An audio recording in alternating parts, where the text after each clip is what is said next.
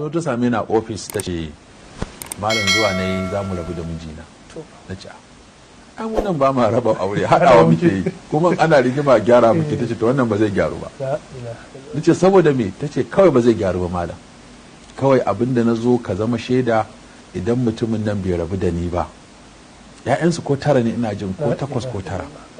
kuma har samari sun zama samari ‘yan mata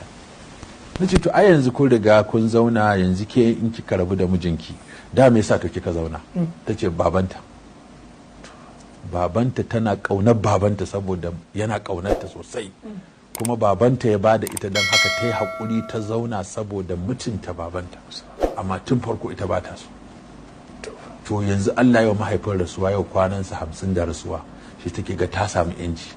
ta ce na yi bakin cikin rasuwar babana kuma na yi murnar rasuwarsa saboda zan fita daga wannan kangi ta ce bakin cikin da na shine na rabu da wanda ya fi so na a duniya shine mahaifina sannan na biyu na kuma yi murnar cewa yanzu na samu yancin da zan rabu da mijin nan na ce to yanzu kun zauna shekaru yanzu kun kusa 50 kin ce kina 13 aka ba da ke yanzu gashi kun yi 27 nan hada nawa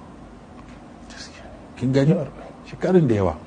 saboda haka kin yi 40 da wani abu ya kamata ke haƙuri ta ce ai ta samu na ce don baki samu jifa ta ce ba ruwan ta ba ita kawai ta samu yanci wannan abin da ta rike a zuciyarta har tsawon wannan shekarun take son ta cire